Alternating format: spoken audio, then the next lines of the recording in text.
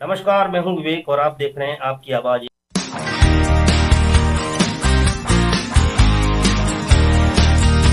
एक बार फिर आप सबका आपकी आवाज में स्वागत है। बहुत लंबे समय के बाद हम लोग इसको कंटिन्यू कर रहे हैं।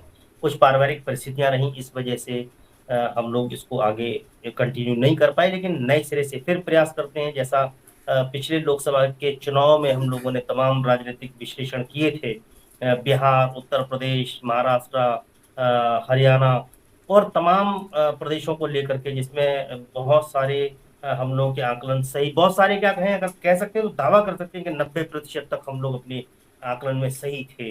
जहां एक तरफ सर्वे एजेंसीज अलग अलग डेटा लेकर के आपके सामने आ रही थी और वो सब औंधे मुंह गिरे, वहीं हम लोग अपनी जो एनालिसिस था, हम लोगों के जो डेटा थे, वो सच साबित हुए। फिर हरियाणा का चुनाव है, उसके बाद महाराष्ट्र, झारखंड का चुनाव है, दिल्ली का चुनाव है और बिहार का चुनाव भी है। यूपीए 1 और 2 आपने देखा किस तरह से मनमोहन सिंह जी की सरकार चली, उसके बाद एनडीए 1, 2 और अब एनडीए 3। एक ऐतिहासिक काल भी है, जिसमें तीसरी बार प्रधानमंत्री के रूप में नरेंद्र मोदी जी ने शपथ ली और देश के तीसरी बार प्रधानमंत्री बने। जवाहरलाल नेहरू जी के बाद तीसरी बार प्रधानमंत्री बनने वाले नरेंद्र मोदी जी इकलौते प्रधानमंत्री हैं, कई दूसरे प्रधानमंत्री हैं। अभी तक कोई ये कारनामा नहीं कर पाया लेकिन एनडीए 1 और एनडीए 2 के सापेक्ष एनडीए 3 की स्थिति क्या है, इस पर चर्चा करने के लिए हर रोज की तरह आज भी हम लोगों के साथ मौजूद हैं जाने माने पत्रकार, लेखक, समीक्षक और ऑथर शशि शेखर जी। शशि शेखर जी अ, वरिष्ठ पत्रकार हैं, काफी कॉलम्स लिखते हैं अलग अलग डिजिटल प्लेटफॉर्म पर। एबीपी में जाकर के आप इनके कॉलम्स को पढ़ सकते हैं। शशि शेखर जी का विश्लेषण राजनीतिक रूप से बहुत सटीक होता है और इनको बहुत गहरी समझ है, खासतौर से संसदीय कार्यप्रणाली की, क्योंकि संसद को भी बहुत दिनों तक शशि भाई ने कवर किया है। शशि भाई, आपका स्वागत है।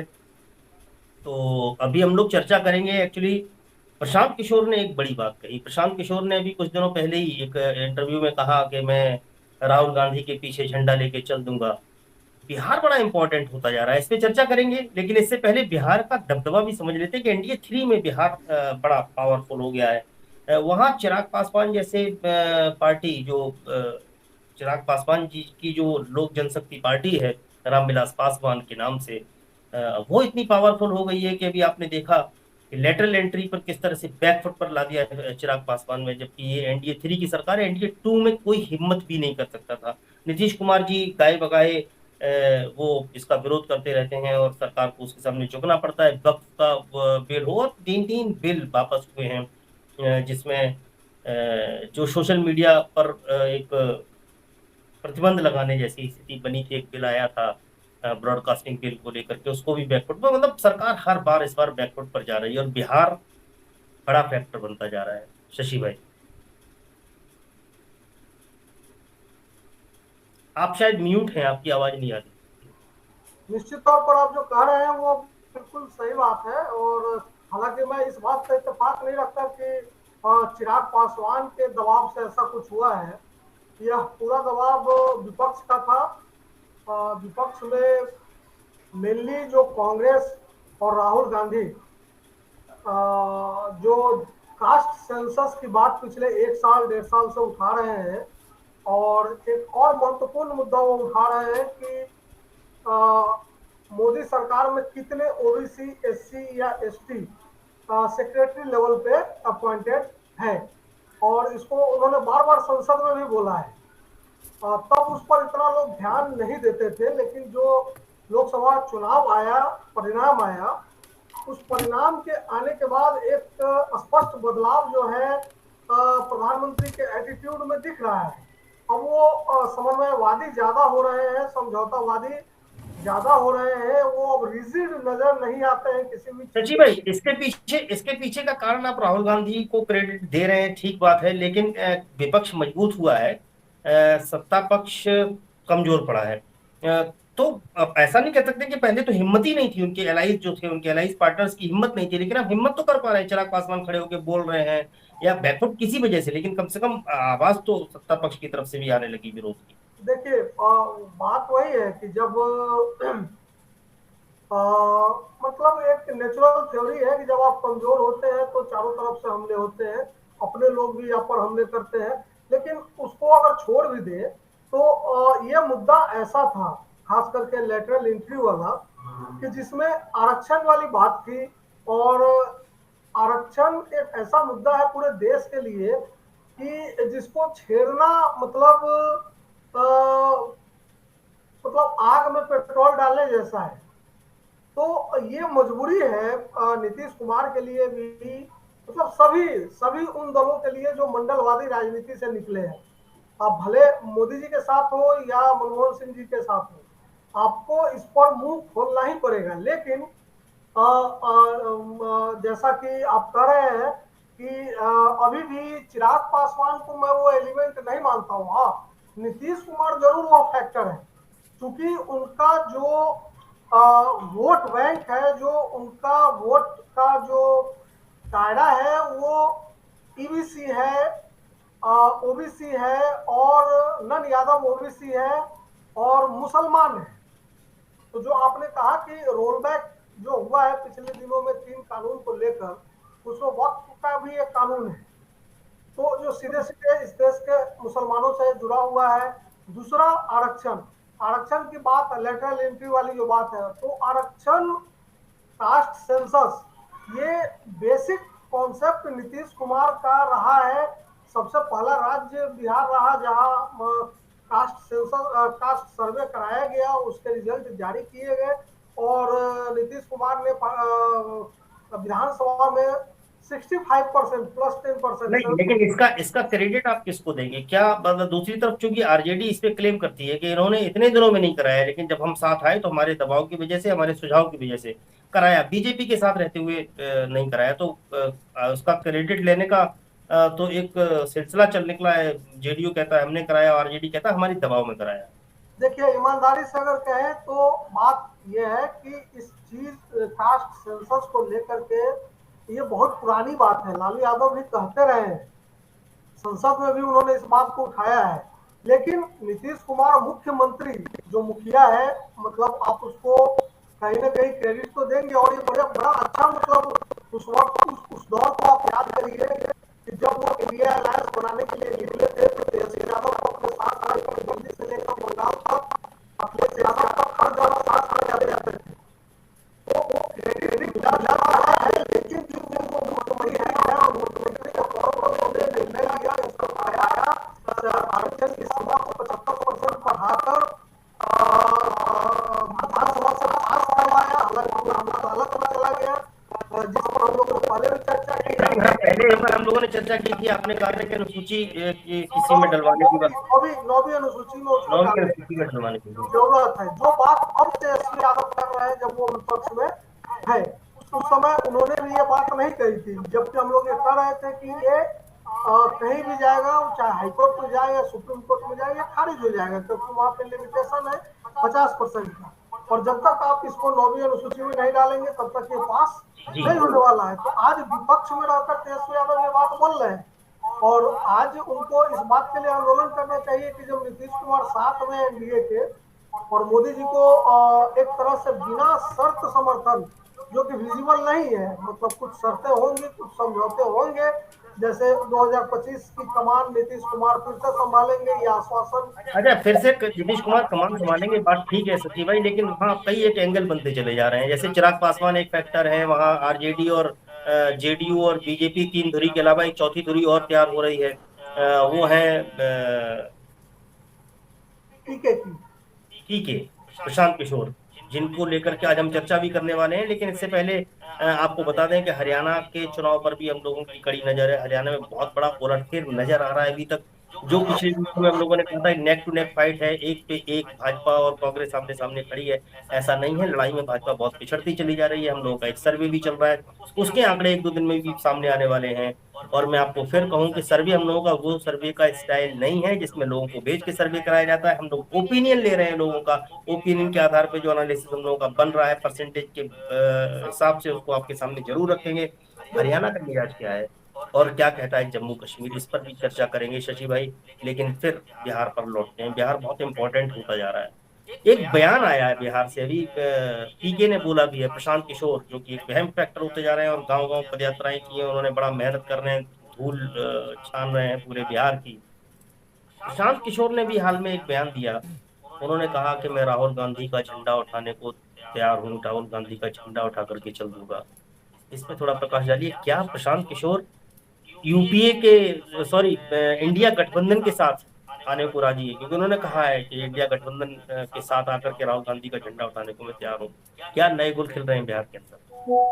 देखिए, सबसे पहली बात तो जो लास्ट उनकी मीटिंग हुई थी बापू सभागार पटना में, राज्य स्तरीय, जहां लगभग ये घोषणा हुई कि में 2 अक्टूबर को पार्टी का निर्माण होगा। जो जन स्वराज है अभी वो एक एनजीओ है, एनजीओ के तहत रजिस्टर्ड है, और एक राजनीतिक दल वो शायद अक्टूबर 2 अक्टूबर को बनाएंगे। और जिसमें उन्होंने ये घोषणा भी की कि पहला जो हमारा अध्यक्ष होगा वो दलित समुदाय से आएगा। तो देखिए, और हाँ, उसी बैठक में उन्होंने ये बिल्कुल साफ कर दिया कि हम न 242 सीटों पे चुनाव लड़ेंगे, न 241 सीटों पे चुनाव लड़ेंगे, हम 243 सीटों पे चुनाव लड़ेंगे। कुल मिला के ये कहें कि मतलब पिछड़ा और दलित इस समय भारतीय राजनीति में बहुत अहम फैक्टर होता चला जा और रहा बाद में आते हैं। पहले तो ये कि उन्होंने स्पष्ट कर दिया कि हम 243 सीटों पे चुनाव लड़ेंगे। तो ऐसे में किसी के साथ जाने, किसी से हाथ मिलाने की जो बात है वो खारिज हो है, यही जाती सारे हो जाती है। है उन्हीं के बयान से। जी। दूसरा, जो आपने कहा कि हम झंडा उठा लेंगे अगर कास्ट सेंसस से ओबीसी का या अन्य लोगों का भला हो जाता है, तो ये बेसिकली एक तरह का कटाक्ष है। और वो मतलब इस चीज को नकार रहे हैं कि राहुल गांधी की जो सोच है राजनीतिक वो गलत है, कास्ट सेंसस से कुछ नहीं होने वाला है।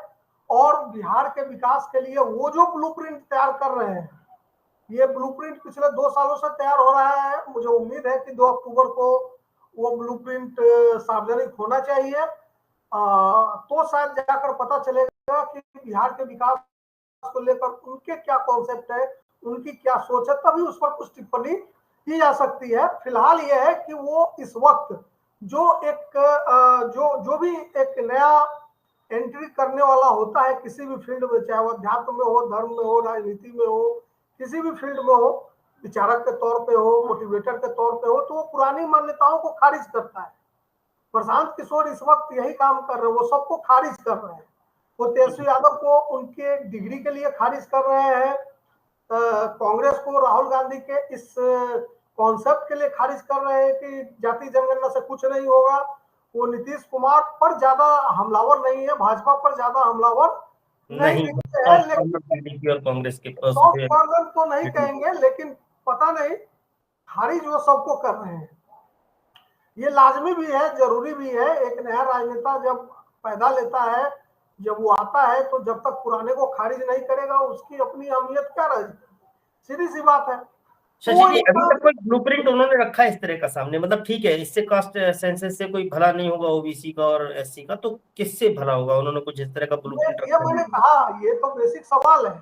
लेकिन ये सवाल जब अभी तक उनसे नहीं पूछा जाता है और अभी तक उन्होंने इसका खुलासा भी, उन्होंने ये कहा है। आपने क्या प्लान किया है? किसी प्रेस कॉन्फ्रेंस में आप ये उनसे पूछने वाले हैं क्या सीधे सीधे? क्योंकि आपकी 2-3 बार आमने सामने मैंने समारोह में दो बहस साल होगी। पहले 2 साल पहले जब वो मोतिहारी आए थे, पूर्वी चंपारण, तो मैंने उनसे एक सवाल किया था, आइडियोलॉजिकल सवाल था वो, उनकी पार्टी को लेकर के।